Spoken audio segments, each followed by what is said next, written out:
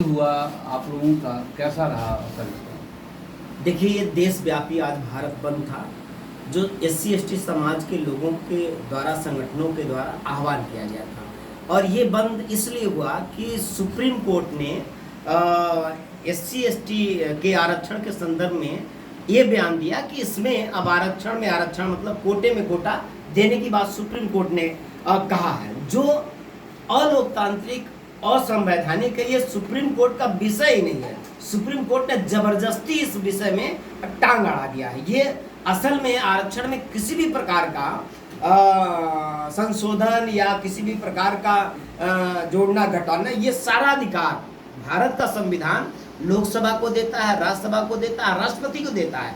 इसमें रोल ही कोई नहीं है। अब सुप्रीम कोर्ट ने इसमें जबरदस्त उंगली कर दिया। अगर सपोज करिए कि एक आदमी डॉक्टर है हड्डी का और एक आदमी हृदय रोग का है, तो अगर हड्डी वाले डॉक्टर के पास हृदय रोग का अगर मरीज चला जाएगा तो ईमानदार डॉक्टर होगा तो कहेगा भाई ये केस मेरा नहीं है, आप हृदय वाले के पास जाओ। लेकिन ईमानदार होगा तब, लेकिन बेईमान होगा तो तुरंत फंसा लेगा हड्डी वाला भी और हृदय वाले का भी ऑपरेशन कर देगा, वो अंत में मर जाएगा। सुप्रीम कोर्ट बेईमान डॉक्टर है।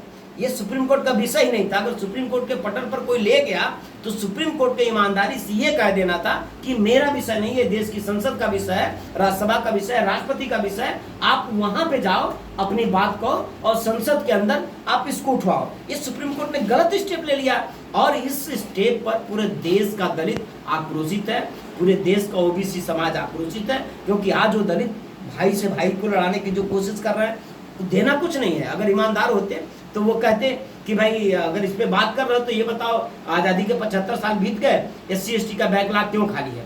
देश की यूनिवर्सिटियों में एक कुलपति तो बन नहीं पा रहा है, तमाम ऐसे संस्थानों में दलित कहीं नजर नहीं आ रहा। सेंट्रल यूनिवर्सिटियों का आप प्रोफेसरों की लिस्ट उठा के देखिए, वो मिल नहीं पा रहे हैं। तमाम ऐसे पदों पर, एकल पदों पे, प्रिंसिपल जैसे पदों पर आप रिजर्वेशन दे नहीं रहे हो, आरक्षण दे नहीं रहे हो। बताइए, आप जिला पंचायत अध्यक्ष का चुनाव होता है तो वो चक्रानुक्रम आरक्षण लागू होता है। वही एकल पद वो भी है, मेयर का पद का चुनाव होता है तो चक्रानुक्रम आरक्षण लागू होता है। लेकिन वही प्रिंसिपल का या प्राचार्य का नियुक्ति होता है तो उस पर आरक्षण नहीं कहते हैं, एकल पद है, इस पर नहीं आरक्षण। तो ये बेईमानियां जो देश के अंदर है मैं समझ सकता हूँ, तो क्या सुप्रीम कोर्ट नहीं समझ सकती है? सुप्रीम कोर्ट को ईमानदारी से इन बातों पे बात करना था। सुप्रीम कोर्ट ने अपनी बेईमानी वाला चेहरा सामने ला दिया है और इसमें चीफ जस्टिस का जो रोल है वो बहुत दलितों के संदर्भ में बहुत खतरनाक है और दलितों के विरुद्ध है। इसलिए देश का दलित सुप्रीम कोर्ट के इस फैसले का विरोध कर रहा है। आज का बंद कितना सफल रहा? आज का बंद एकदम बहुत जबरदस्त सफल रहा। आप देख रहे हैं पूरे देश भर में बंद हुआ, पटना से लेकर के बिहार मतलब हरियाणा से लेकर के दिल्ली से लेके हर प्रदेश में पूरा बंद हुआ और हर जगह आंदोलन हुआ। और ये आंदोलन बहुत जबरदस्त, ये आंदोलन किसी पार्टी का नहीं, किसी संगठन का नहीं, ये एससी एसटी समाज का आंदोलन है। इस और जो न्याय पसंद लोग हैं वो इस आंदोलन को समर्थन दिए। क्या लगता है कि इस बंद से जो है दलितों की मांग पूरी होगी? जरूर, आंदोलन ही हमारे पास तरीका है, हम आंदोलन ही हमारे पास रास्ता है। आंदोलन से हम सरकार पे दबाव बनाएंगे। सरकार आज हमारी बात नहीं सुनेगी तो कल हम सरकार को बदल देंगे। आगे की रणनीति? आगे की रणनीति, अभी आज समाज ने विरोध किया, प्रदर्शन किया।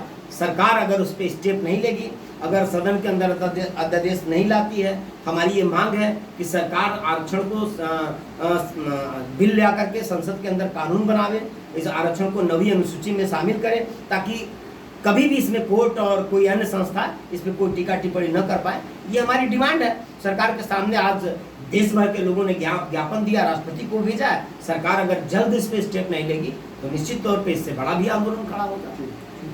Thank you.